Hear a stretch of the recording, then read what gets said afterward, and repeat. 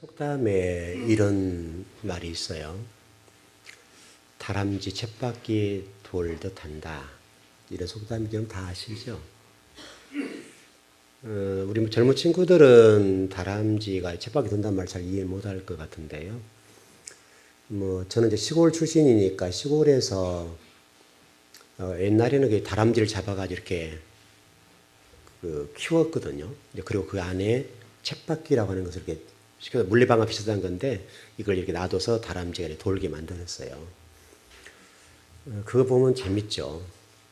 다람쥐가 보면요, 그 쳇바퀴를 돌리는데 이렇게 계속 올라가려고 그러는 거예요. 올라가려고 그러는데 계속 돌아도 못 올라가는 거죠. 근데 놀라운 것은 조금 하다 말 것 같은데요. 하루 하고요, 이틀 하고요, 사흘 하고요, 한 달 가도요, 계속 돌리는 거예요.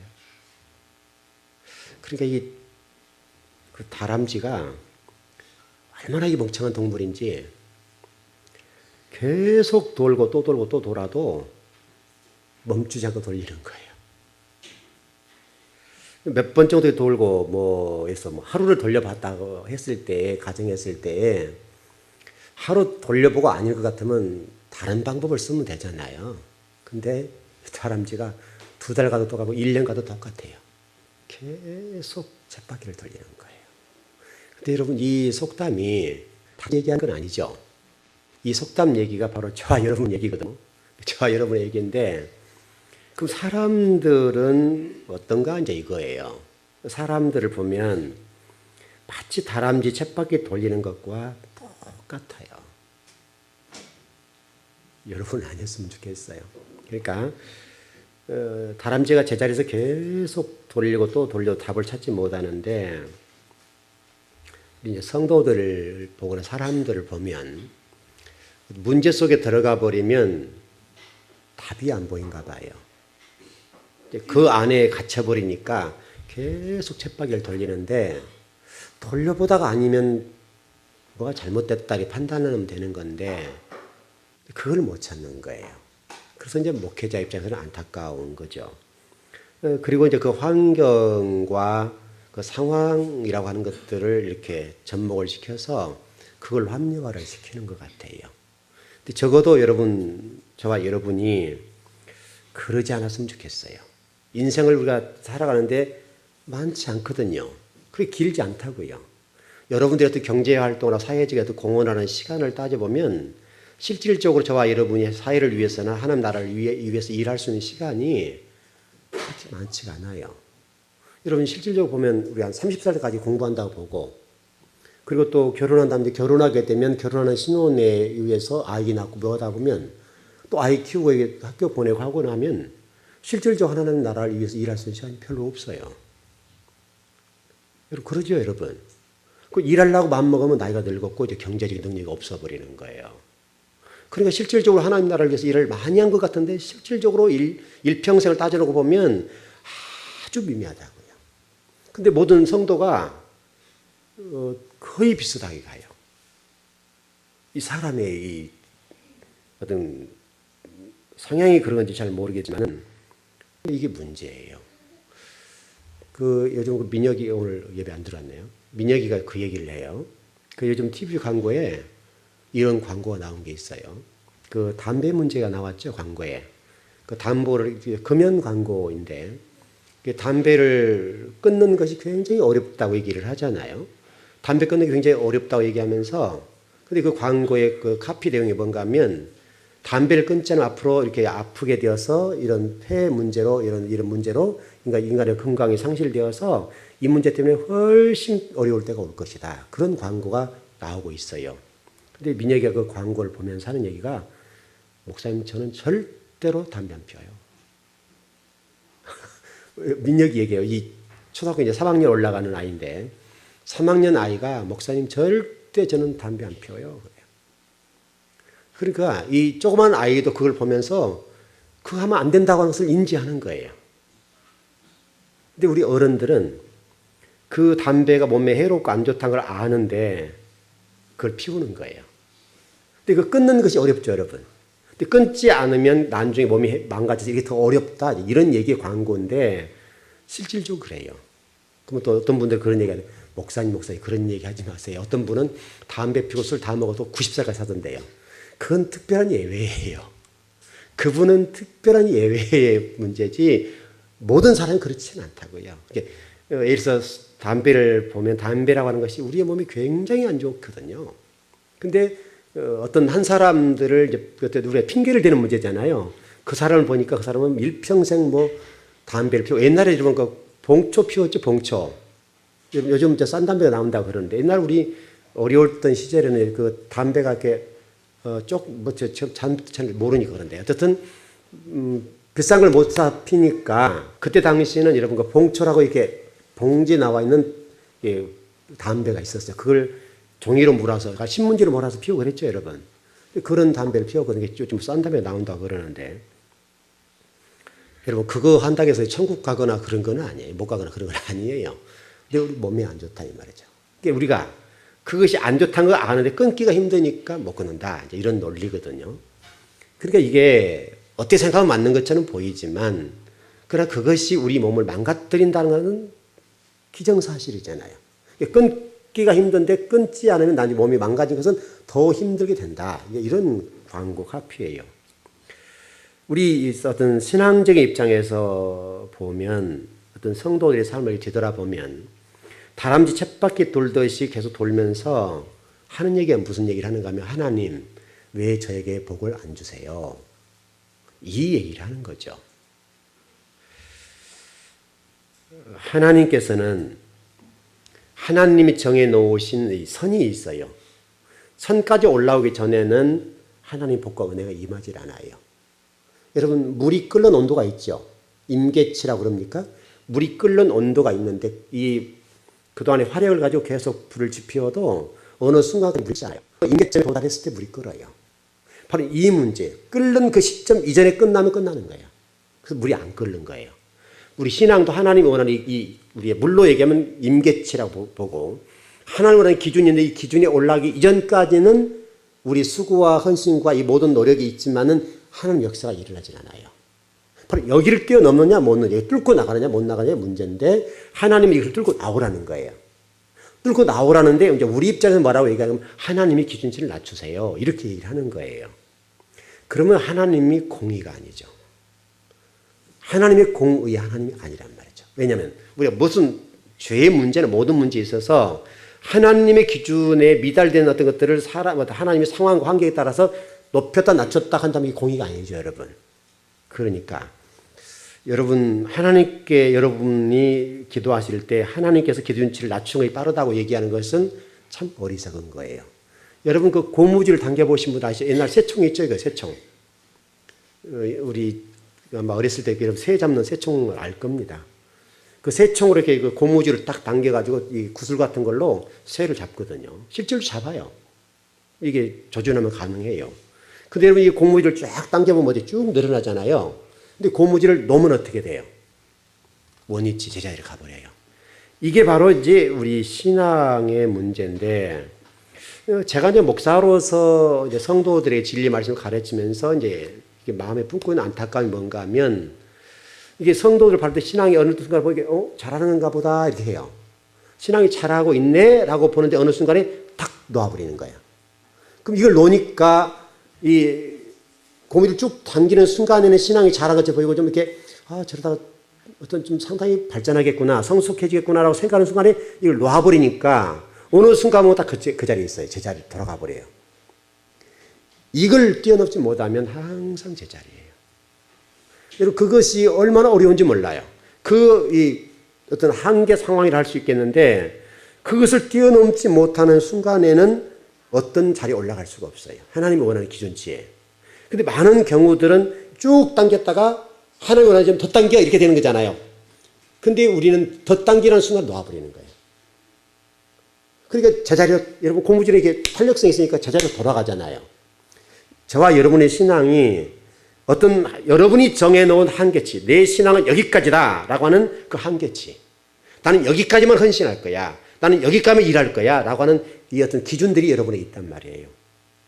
여러분이 그 기준을 뛰어넘지 못하는 순간에는 안 되는 거예요. 그래서 상당히 많은 경우들은 이 여러분이 정해놓은 테두리, 이 테두리 안에만 있는 거예요. 그럼 여러분들이 이 테두리 안에는 여기 밖에를 못 보는 거예요. 밖에가 뛰어나지 못하는 거예요.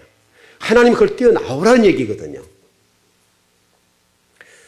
여러분 오늘 적어도 우리 즐거운 교회 성도들은 여러분이 정해놓은 그 한계치 안에서 머물지 마시고 밖으로 뛰어나오십시오.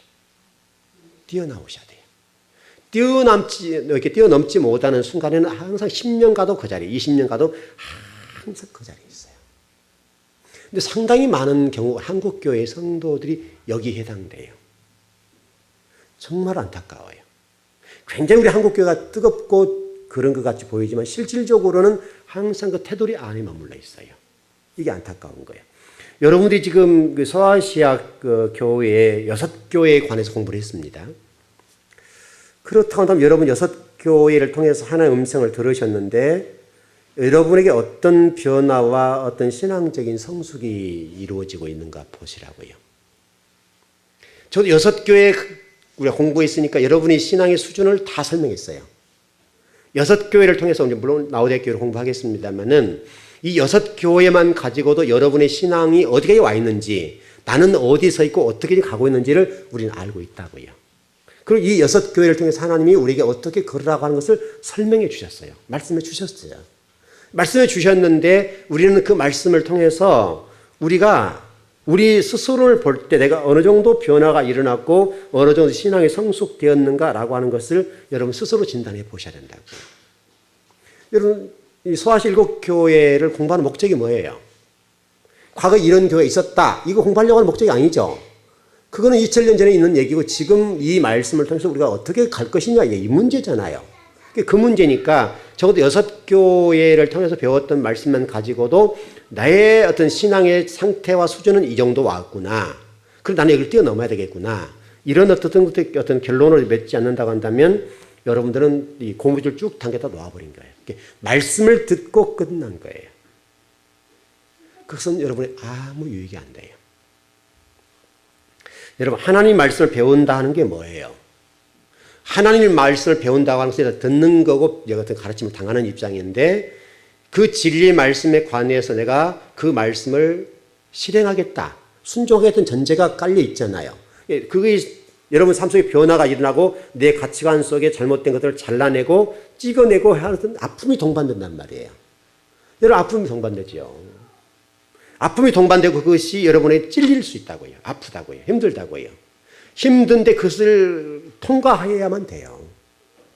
그걸 뛰어넘지 못하는 경우는 항상 여러분이 제자리 걸음을 해요.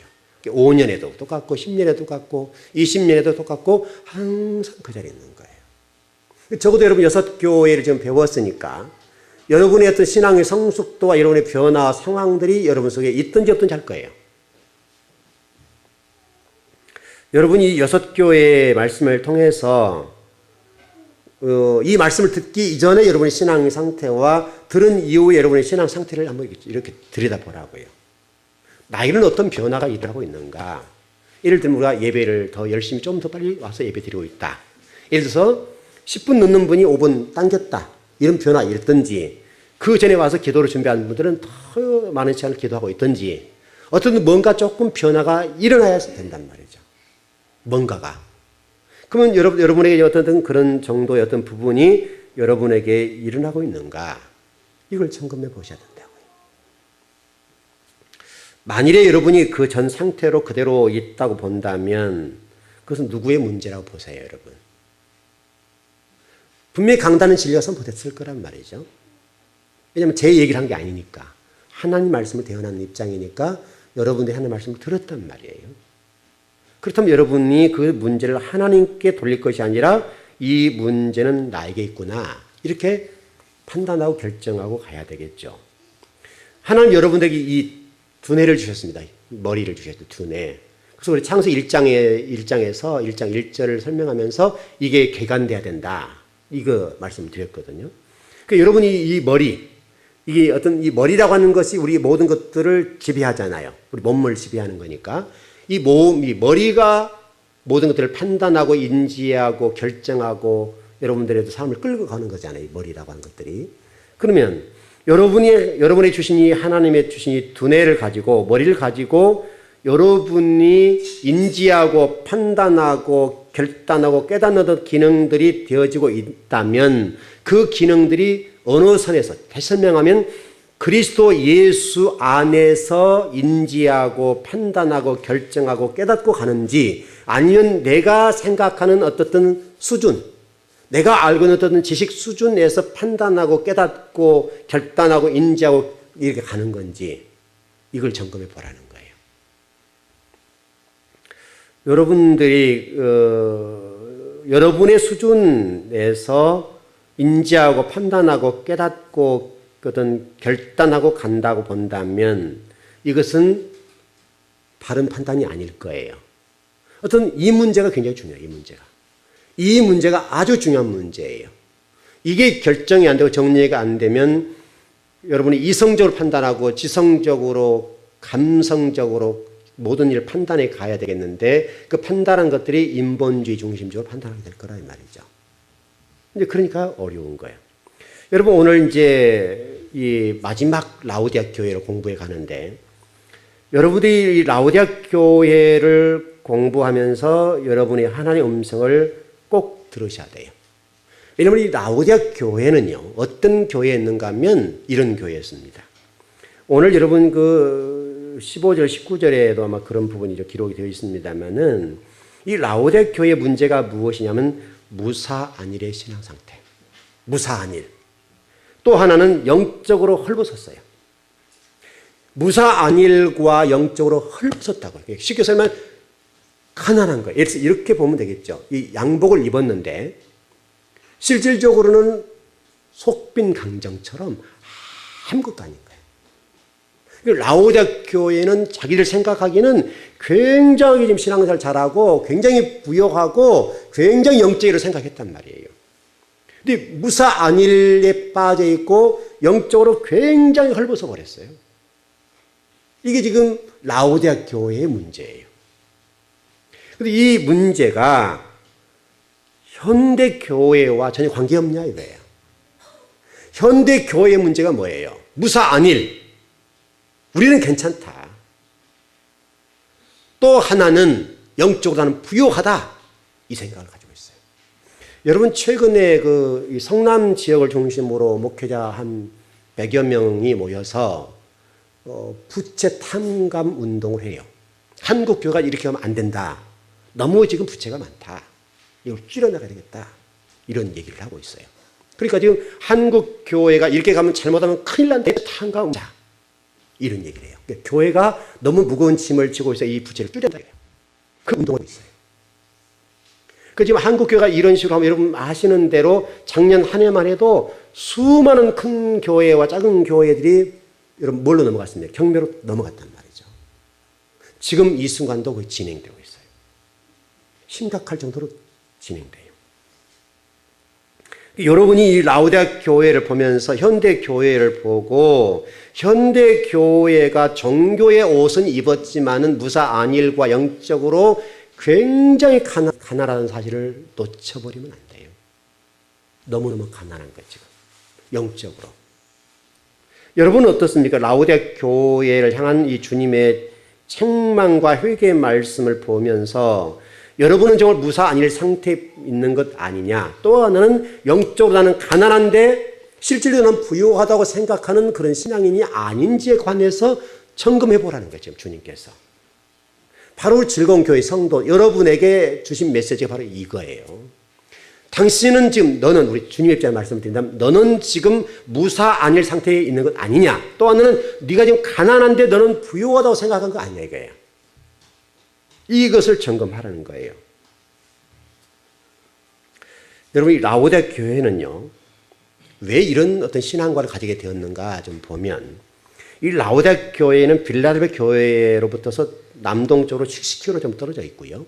그 다음에 버가모 두아디아 사대 교회와 연결되어 있는 이 도시고 교회예요.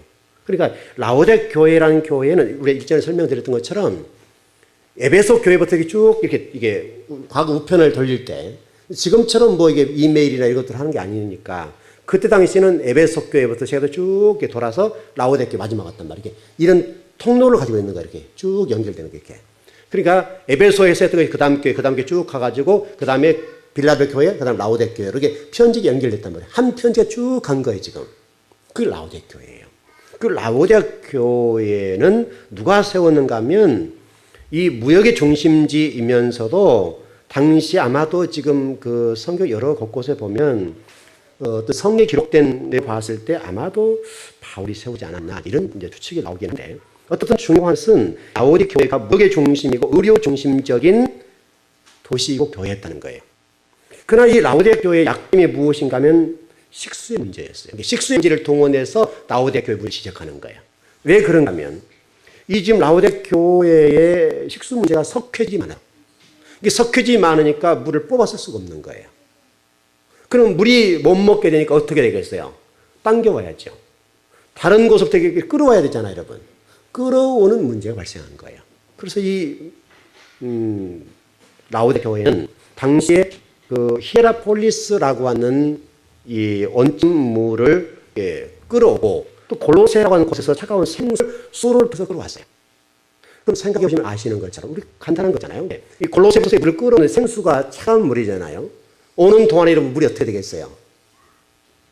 생수가 차가운 물이었는데 오는 과정 속에 온도의 어떤 변화의 문제가 발생하니까 미지근하게 되겠죠. 근데 그 물을 마시게 되면 사람들이 토하게 되는 거예요. 바로 그 얘기를 그대로 지금 오늘 성경에 기록해 놓았어요. 근데 또 하나 문제는 지금 이 라오디게아 교회가 어떤 종교적인 문제가 있는가 하면 혼합주의 문제가 있어요. 혼합주의. 당시에 지역의 신들과 로마의 신들이 조화된 혼합주의 어떤 이런 신앙에 빠져 있었어요. 이러다 보니까 본인들의 영적인 무사 안일과 영적 가난이라고 하는 것들이 주어진 거예요. 그러니까 지금 한국 교회와 우리가 지금 우리 즐거운 교회도 마찬가지겠습니다만은 한국 교회가 우리 지금 이 그동안 소아 7교회를 통해서 보니까 우리들도 이게 잘못하면 노출될 수 있겠구나라고 오늘 배웠잖아요. 그러니까 지금 이 라오디게아 교회가 그런 것처럼 현대 교회의 문제가 뭐냐면 혼합주의예요. 종교의 옷은 입었는데 거기다가 실질적으로는 이 이방적인 것들이 들어와서 교회를 지배하는 거예요. 근데 그게 안 비춰지는 거예요. 이게 지금 심각한 문제라고 볼 수가 있어요. 이와 같이 지금 이 라오디게아 교회가 지금 이렇게 흘러오고 있는데 이 지금 골로새나 라오디게아 교회가 공통적으로 똑같은 문제를 가지고 있었어요. 이런 문제가. 그래서 오늘 14절 말씀 보면 이런 말씀이 있습니다. 라오디게아 교회의 사자에게 쓰라. 아멘이시 충성되고 참된 증인이시오. 하나님의 창조의 근본이신 이가 이같이 말씀하신다. 라고 지금 말씀하고 있어요. 여러분 여기서 주목해 볼 부분은 아멘이시오라는 단어예요. 이 아멘이시오라는 단어가 지금 이렇게 배경적으로 보고 또 좀 묘사된 걸 보면 이사야서 65장 16절의 말씀을 이렇게 인용했어요. 이사야서 65장 16절의 말씀이 뭐냐면 아멘이시오라는 이 말씀이 진리 하나님이시다 그 말이에요. 진리 하나님이다라고 하는 것을 설명하고 있어요. 여러분 아멘이라는 말이 뭐예요? 아멘은 진실로 참입니다. 여러분 그렇죠? 진실로 확실합니다. 또 뭐 믿습니다. 이런 단어 뜻이잖아요. 그러니까 지금 아멘이시오라고 하는 말이 진리 하나님이란 말이 맞는 건데 그런데 오늘 본문에서 이 아멘이시오라고 좀 설명되면서 기록된 이 부분이 고유명사예요. 고유명사. 이 고유명사는 여러분 이 유일하게 여기만 쓰여 있는 단어예요. 이 단어가. 그러니까 예수 그리스도를 나타내기 위한 표현인데 고유명사로 이것을 예수 그리스도라고 딱 설명해 놓고 말씀을 좀 진행하는 거예요. 그러니까 이사야서 65장 16절에 진리의 하나님이란 이 말씀이 오늘 본문에서는 아멘이시오라고 번역됐다 이 말이죠. 유일하게 이렇게 번역됐다는 것을 우리 좀 생각하고 말씀을 좀 이어갔으면 좋겠어요. 동일하게 동시에 이사야서 65장 17절 말씀 보면 이런 말씀이 있어요. 보라 내가 새 하늘과 새 땅을 창조하나니 이전 것은 기억되거나 마음에 생각하지 아니할 것이다. 이렇게 지금 말씀하고 있어요. 그리고 다시 설명하면 이 아멘이시오라고 하는 이 예수 그리스도가 무슨 일을 하실 것인가에 관해서 설명하시는 건데 새 창조를 이루실 분이다. 새 하늘과 새 땅을 이루실 분이다. 라고 하는 것을 여기서 지금 언급하고 있는 거예요. 그러니까 저와 여러분의 새 하늘과 새 땅의 모든 문제, 앞으로 새 예루살렘 성전의 문제, 모든 것들의 어떤 주도권, 주관자가 누구신가? 라고 하는 건데 예수님이시다. 예수 그리스도시다. 이런 설명입니다. 동시에 이 말씀 속에는 어떤 고도로 이 사도 요한이 글을 쓰면서 이 어떤 수사학적으로 굉장히 중요한 메시지를 전하는 건데 그 예수 그리스도가 하나님이시다. 그 말이에요. 하나님이신 분이 바로 이분이다. 이것을 여기서 지금 설명하고 있습니다. 동시에 이 아멘이시오라고 하는 이 메시지 속에는 하나님께서는 한 번 말씀하시고 한 번 결정하신 것에 관해서는 절대 변개치 아니하시는 언약의 하나님이다. 그러니까 여러분과 제가 신앙생활을 하면서 생각할 게 뭐냐면 이 언약의 하나님이라는 사실을 잊지 않고 우리가 붙잡아야 할 게 뭐냐. 하나님 말씀밖에 없다. 하나님 말씀 붙잡아야 된다. 여러분 말씀 붙잡으세요. 여러분을 바르게 끌고 가고 어떤 문제에 답을 주고 여러분 인생의 모든 생사하복을 주장하신 분은 말씀밖에 없어요. 말씀. 이게 최고의 최고. 근데 이 말씀은 때로 여러분들이 찔림이 되고 때로 여러분들이 회개를 촉구하고 때로는 여러분 헌신을 요구하기 때문에 힘들단 말이에요. 그래서 어려운 거예요. 이 강단에 전하는 목회자 입장에서도 이것은 쉽지가 않아요. 왜냐하면 성도들은 위로받기를 원하니까. 이 현대의 삶 자체가 팍팍하고 힘드니까 성도들이 생각을 뭐냐면 위로해 주세요. 이런 얘기를 하는 거예요. 여러분 이것은 마치 우리 어린아이를 보게 되면 20살 먹은 아이가 청년인데 젖병 주세요. 그거와 똑같은 거예요. 나 어렸을 때 젖병 빨았어요. 젖병 주세요. 하고 똑같은 거예요. 근데 성인이 되어서도 젖병을 달라는 거예요. 이게 문제예요. 여러분들은 성인이 된 만큼 성숙된 그리스도인이 되셔야 돼요. 성숙된 그리스도인이 되셔야 되네. 성숙된 그리스도인이 되기 이전에 젖병을 빨라고 그래요. 자꾸. 거기 습성이 있으니까. 이제 이게 문제예요. 적어도 우리 즐거운 교회에서 신앙생활할 여러분들 모두는 주님이 아멘이시오 진리의 하나님이라고 하는 것, 언약의 하나님이라는 것을 잊지 않고 오늘도 주님만 바라봤으면 좋겠어요. 여러분이 붙잡을 것은 이 세상이 아니에요. 즉 예수 그리스도 붙잡고 진리의 하나님이신 그 예수 그리스도 그분 붙잡으시면 돼요. 그 속에 모든 답이 있어요. 여러분. 거기만 여러분의 안식이 있어요. 거기만이 위로가 있어요. 여러분 우리 지난번에 우리 빌라벨 공부한 배웠잖아요. 그 위로라고 하는 것은 정말 그 예수 그리스도 안에 누리는 그 위로가 최고다 그랬잖아요. 최고다고. 이미 답을 주셨잖아요. 하나님께서. 그러니까 여러분이 그 예수 그리스도로 인해서 주어지는 그 위로와 그 안에서 어떤 주시는 은혜와 복이라고 하는 것을 누리고 가는 것이 정말 복된 그걸 잊지 않고 그것을 늘 기억하고 간다고 하는 것을 얼마나 중요한지 몰라요. 또 하나 주목해 볼 부분은 이 라오디게아 교회를 향해서 주님께서 말씀한 게 뭐냐면 너희들의 모델이 뭐냐 이걸 물어보세요. 너희들의 모델이 누구냐? 너희들의 모델은 어떤 것도 아니라 예수 그리스도여야 된다 이거예요. 여러분들이 모델 삼는 어떤 신앙의 어떤 것들이 있다고 한다면 누구세요, 여러분들은? 여러분이 이미 신앙의 모델로 누구를 삼고 가냐 이거예요, 지금 여러분. 근데 이 라오디게아 교회는 당시 신앙의 모델을 다른 쪽에 뒀다고 다른 쪽에다가. 그러니까 이 라오디게아 교회가 차지도 않고 덮지도 않고 마치 이 골로새에서 물을 끌어왔던 그 물이 오는 과정에서 데워져서 미지근해서 토할 정도의 상황이 되었던 것처럼 라오디게아 교회가 그 정도 상황이 됐다 이거예요 지금.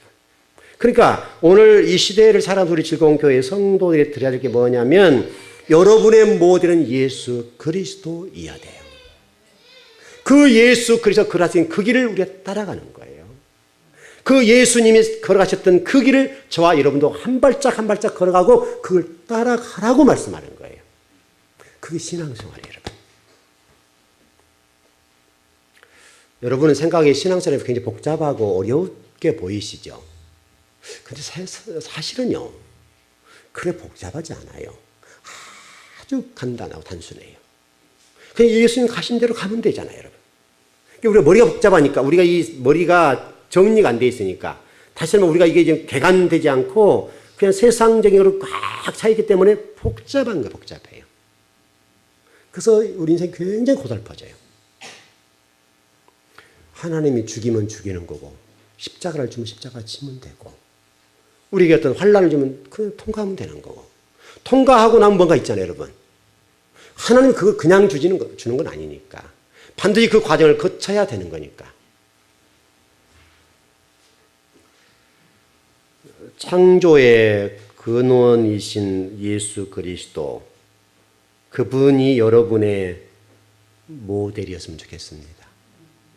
사람은 모델이 될 수가 없습니다. 이 땅에 누구도 여러분의 모델이 되어서는 안 됩니다. 예수 그리스도만이 여러분의 모델이 되셔야 됩니다. 이사야 43장의 10절 12절 말씀 보게 되면 분명하게 그런 부분에 대해서 설명되어 있습니다. 이 모든 것들에 관해서 주체적으로 주도적으로 일하시고 그분이 우리의 모델이 되신 유일한 분은 예수 그리스도시다, 이렇게 설명을 합니다. 이 시대는 지금도 계속해서 바벨탑을 쌓고 싶어 합니다. 우리 한국을 보게 되면 계속해서 이 바벨탑을 가지고 얘기를 합니다. 어느 기업에서 이렇게 저렇게 계속 이런 얘기가 오고 가고 있고, 여러분들도 아마 그걸 동경할 겁니다. 나는 언제 저렇게 해볼 건가? 근데 여러분, 그것은 바벨탑에 불과합니다. 여러분이 쌓아야 될 것은 그게 아니에요. 진리의 말씀을 붙잡고 그 진리의 말씀을 요구하는 대로 여러분이 무사한 일에 빠지지 아니하고 영적 가난한 자가 되지 않아서 정말 영적으로 부유한 자가 되어서 주님을 모델 삼고 그걸 가지고 가는 거예요. 그러면 어떤 고난과 어떤 역경과 어떤 힘든 일이 탈지라도 여러분 주님이 그걸 가셨으니까 다소 갈 수 있는 거예요. 그래서 여러분 히브리서 12장 4절에서는 이렇게 말씀하시잖아요. 너희가 죄와 싸우되 아직 피 흘리기까지는 태양하지도 않았다. 여러분이 당하고 있는 어떤 어려움, 여러분이 생각하는 어려움은 굉장히 큰 것처럼 보이잖아요. 각자의 문제니까. 각자 생각할 때는 이것은 굉장히 큰 거예요. 예수님이 십자가를 지는 것처럼 힘들어요. 예수님이 십자가에서 피를 쏟으시고 물을 다 쏟으신 것처럼 내가 당하는 그 어려움이 그렇게 힘들어요. 근데 주님께서 말씀하신 것은 히브리서 12장 4절에서는 너 죄와 싸웠는데 아직 피 흘려보지도 않았어. 그렇게 말씀하는 거예요. 저와 여러분이 지금 주의 어떤 진리와 교회와 하나님 나라를 위해서 충성하고 봉사하고 어떤 고난도 당하고 어떤 어려운 일도 겪어보고 환난도 겪고 가고 있는데 주님이 바라보실 때는 그것은 아직 피 흘리기 단계가 아니야. 이게 근처도 안 갔다 이거예요. 여러분은 어떻습니까? 여러분 개인적으로 당하는 어려움 힘드시죠? 힘들 겁니다. 그러나 히브리서 12장 4절에서는 너 그거 가지고 그렇게 말하면 안 돼. 죄와 싸우되 피 흘린 근처도 안 갔다 이게 근처도. 근데 우리는 죽을 마다 나거든요. 개인의 신앙에 따라서 그게 굉장히 산처럼 보이고 내가 당하는 것이 최고로 큰 것처럼 보인다고요. 그러나 히브리서는 분명히 말씀하기를 너희가 죄와 싸웠는데 아직 피 흘려보지도 않았다. 피 흘리기는 아직도 그 근처 안 갔다. 여러분 어떻습니까? 여러분도 정말 주의 나라와 하나님 나라를 위해서 피를 흘리시나요 지금? 여러분 몸에서 피가 뚝뚝 떨어지고 있나요 지금? 하나님과 교회와 하나님 나라의 진리를 위해서 여러분들이 피를 지금 뚝뚝 떨어뜨리고 있냐, 흘리고 있냐 이게 지금? 어떤 히브리서 12장 4절 말씀이 여러분 틀리지 않죠 여러분? 내가 당하는 어떤 어려움과 고통이 굉장히 큰 것처럼 보이기는 분명한 사실인데, 그러나 주님 보시기에는 그것은 아직 너 죄와 싸웠는데 그 죄 싸운 그 어떤 부분들이 피 흘리기 전 단계도 안 갔어. 아직은. 근데 우리는 커요 그게. 굉장히 나만 지금 하나님에게 어려움을 주고 온갖 세상의 고통들을 다 당하고 있는 것처럼 보이고 느끼고 그렇게 힘들어요. 근데 주님 말씀은 분명해요. 너는 아직 피 흘리기 전 단계에 불과해. 피를 흘렸다 이거예요. 여러분 십자가에서 주님께서 이 못을 받으시고 피 흘렸던 그 고통을 생각해봐요. 여러분 이 손에요. 티 하나만 들어도 어때요? 밤새 잠 못 자요. 이 하나 때문에. 근데 주님께서는 여기에다 못을 박았잖아요, 여러분. 못을 박아버리고 6시간 만에 여러분 피와 모든 물방울 다 쏟아버렸잖아요. 그래서 저와 여러분이 주님의 나라와 의를 위해서 정말 여기 못 박았냐 이거예요. 도마가 얘기한 말이 맞을 수도 있어요. 보여주십시오 한 것처럼 우리는 그 근처 못 갔어 아직. 근데 여러분이 생각하는 여러분이 당하는 어떤 고통과 어려움과 여러분이 어떤 힘든 일들은 세상의 온갖 사람보다 가장 힘들다고 생각할 수가 있어요. 그러나 여러분 그런 일은 수없이 많아요. 누구나 그런 정도 고통을 다 당해요. 그것 당해서 하나님 여러분을 죽이기 위한 목적이 아니라 여러분들 사람 만들려고 하나님의 사람으로 세워가는 과정에 불과하지 여러분은 피 흘리기까지 가지 않았다고요. 정말 피 흘리기가 하면 그것은 정말 힘들어요. 근데 실질적으로 피를 흘리는 단계 가버리면 그 정도 신앙에서는 힘이 안 들어요. 그 전 단계이기 때문에 어려워요. 여러분 어떤 경제라고 표현합시다. 그냥 어떤 경지. 어떤 경제에 이르기 전까지 힘들어요? 안 힘들어요? 힘들어요. 근데 이 경지를 뛰어넘으면 어떻게 돼요? 그때부터 힘 안 들어요. 이 문제예요. 바로 여기가 문제예요. 지금 이 선. 여러분들이 이 선을 정해놓고 여기 밑에서만 있지 마시고 나는 죽겠다 이거 하지 마시고 여기 위에 보래요. 위에서. 정말 신령한 세계 속에서 여러분의 이 영계와 육의 세계를 바라보면요. 이 신령한 세계 속에서 영계와 육의 세계를 바라보면 극복할 수가 있어요. 여러분 라오디아 교회에게 말씀하신 이 음성을 들으십시오. 여러분이 아무리 힘들고 죽을 맛이 나는 어떤 일이 있다 하더라도 여러분들은 지금 살아있잖아요. 여러분들이 뭐 감옥 가고 주님 때문에 진리 때문에 감옥 가고 있는 건 아니잖아요. 여러분 복음을 증가되는 감옥 가서 이게 수갑 채우고 들어가 있는 건 아니잖아요. 우리 즐거운 교회 성도들과 복음을 전하 하나님 나라 때문에 진리 때문에 감옥가에 투옥된 상태가 있는 그런 정도는 아니잖아요, 여러분. 우리 가운데 누가 그런 어떤 어려움을 겪는 사람이 있어요? 여러분 개인적인 문제들이잖아요, 개인적인. 교회와 하나님 나라를 어떤 생각하면서 고통당하고 눈물을 흘리고 힘든 것이 아니라 여러분 개인 문제 때문에 힘든 것이지 하나님 나라를 힘든 것은 아무것도 없다니까요, 지금. 여러분 정말 그래요? 여러분이 당하는 어떤 고통과 힘든 것들이 하나님 나라와 교회 때문에 힘들어요? 여러분 개인적인 문제 때문에 힘들어요? 여러분 어때요? 다 개인 문제잖아요. 개인 문제. 교회가 어떻게 됐나? 하나님 나라 어떻게 됐나? 이 문제 때문에 이런 밤 못 이루고 잠 못 자고 고통스럽고 참 죽을 맛이다. 밤맛 없다. 이렇게 한 분이 얼마나 있냐고 즐거운 교회 성도 가운데. 말씀을 배우는 교회라고 보는 가운데. 여러분 개인적인 사업의 문제, 직장의 문제, 가정사의 문제 때문에 힘들고 주변에 어떤 여러분이 어떤 그런 문제 때문에 힘들어서 죽을 맛이지 하나님 나라를 세우는 문제와 진리 때문과 교회 때문에 여러분 고통스럽고 잠 못 이루고 여러분들이 끙끙거리면서 하나님 나라를 위해서 기도하고 있냐 이거예요. 과연 그런 분이 우리 즐거운 교회 가운데 몇 분 있겠어요? 여러분 어때요? 사실 아닌가요 여러분? 그러니까 주님 말씀이 맞아요. 너 죄와 싸우는 피 흘리게 싸운 것 아니야 그거. 네 문제 때문에 싸우고 아프고 힘든 것이지 네 개인사의 문제가 그런 것이 하나님 나라 근처 못 왔다 이거예요 지금 주님은. 그게 라오디아 교회를 주신 메시지예요 여러분. 여러분이 적어도 하나님의 백성이고 하나님의 기뻐하실 만한 종들이라고 보신다면 여러분들은 여러분의 어떤 개인사의 문제, 여러분 가정의 문제, 직장의 문제, 사업의 문제 때문에 힘든 것은 사실이지만 그것 때문에 주님 앞에 다 힘들어 죽겠어요. 이 정도는 아니어야 된다고요. 그것은 여러분 주님 안에서 풀어가면 되는 거예요. 주님이 원하는 것은 거기에 머물러 있는 것이 아니라 하나님의 나라. 하나님 나라와 진리 때문에 네가 아주 고통스럽고 네가 진리 때문에 힘들어야지 왜 그 정도 선에서 머물러서 있느냐 이거예요 지금.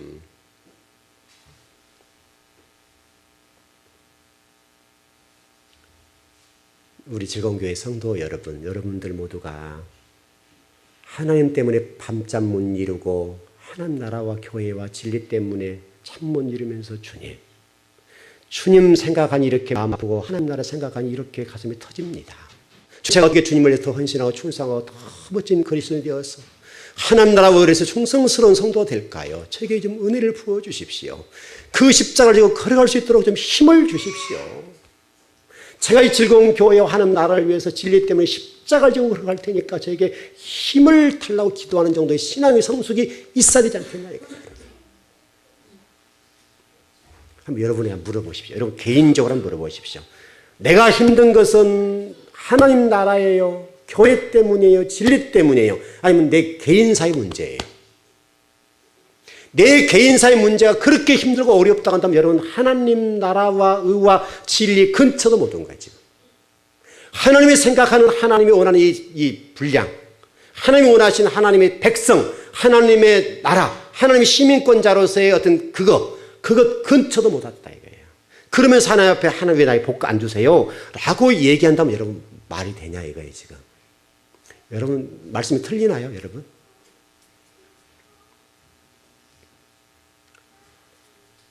여러분 이 히브리서 12장 4절을 통해서 우리 주시고 이 라오디아 교회를 통해서 주시는 이 말씀을 절대 잊지 않았으면 좋겠습니다.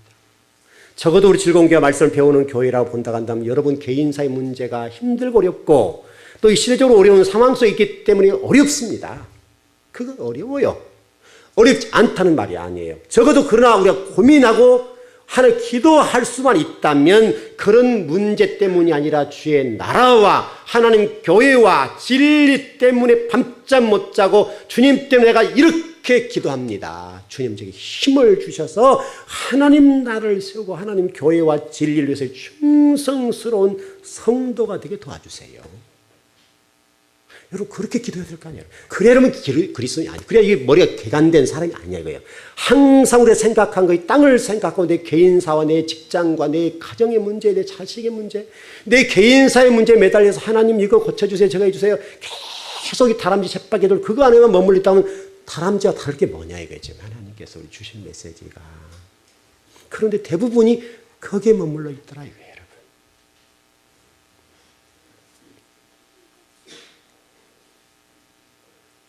여러분 시편 115편 4절 8절의 말씀 보면 이렇게 말씀해요.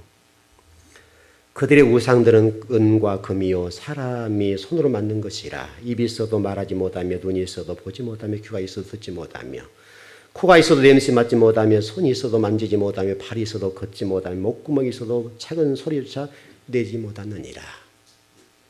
여러분 이 세상에 존재하는 우상들 가운데 스스로 우상된 스스로 신된 우상이 있는가 보십시오. 여러분 다 사람 만들어 놓고 경배하잖아요. 여러분도 동일하단 말이죠. 여러분이 만들어 놓은 어떤 우상 이 우상을 바라보면서 그 안에 머물러 있는 거예요. 여러분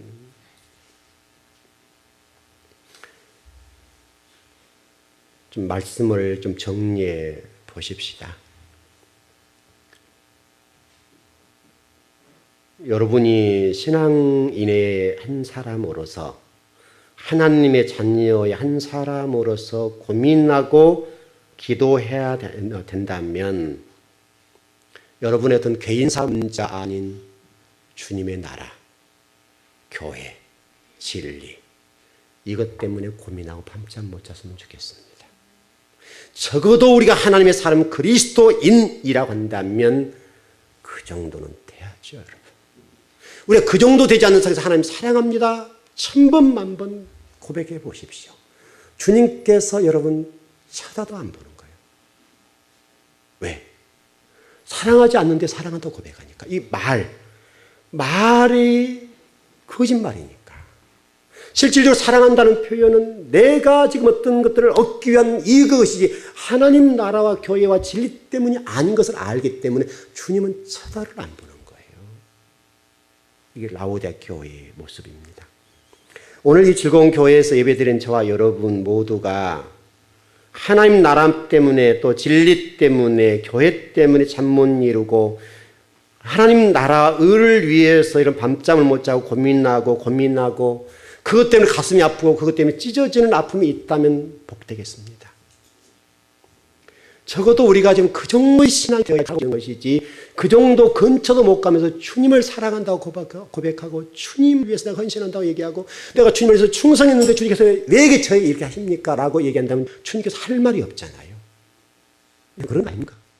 여러분 되나요? 그렇죠? 그 정도.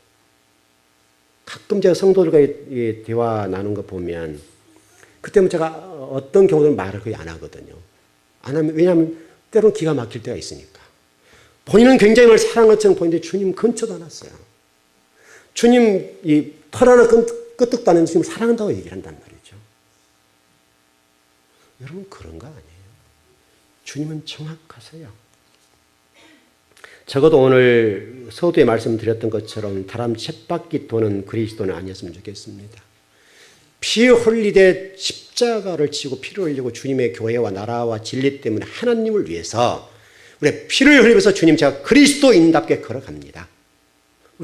제가 금요일날도 말씀드렸지만 계속 새벽에 말씀드렸던 것처럼 사도 바울이 이랬잖아요.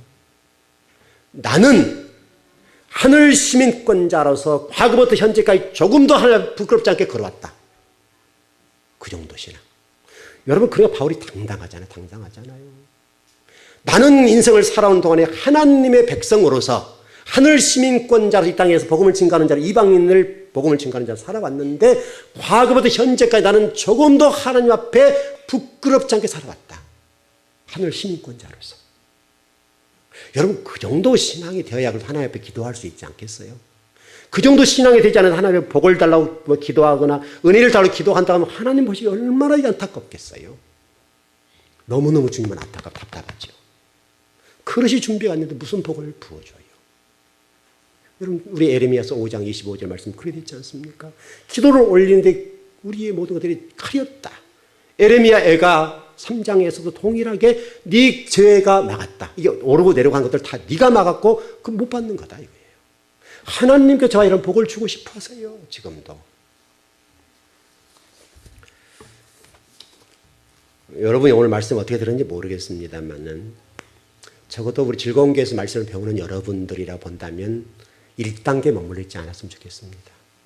적어도 주님이 원하시는 분량 안에 들어가서 우리 안에 들어가서 주님을 사랑한다고 고백하고 주의 나라와 교회와 진리 때문에 하나님 때문에 피를 형성하면서 주님이셨지요 라는 정도.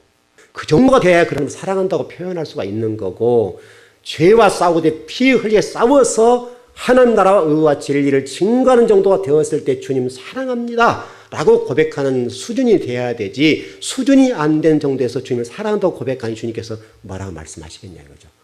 아무 말씀 못 하시는 거죠.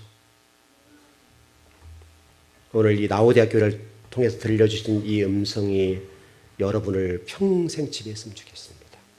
가는 곳곳마다 이 말씀이 생각나고 이 말씀이 항상 내 일에서 떠나지 않냐고 나는 과연 죄와 싸우되 피로 싸워본 적이 있는가? 하나님 나라와 교회와 진리를 위해서 하나님을 위해서 내가 이렇게 싸워본 적이 있던가? 내가 지금 고민하고 아파하는 것들이 내 개인사의 문제인가? 하나님 때문인가를 점검해 보라고요. 그렇게 되면 여러분의 답이 나올 거예요. 나는 지금 어디 와 있는가? 그걸 보시고 그리스도인답게 걸어가길 바랍니다. 기도하겠습니다.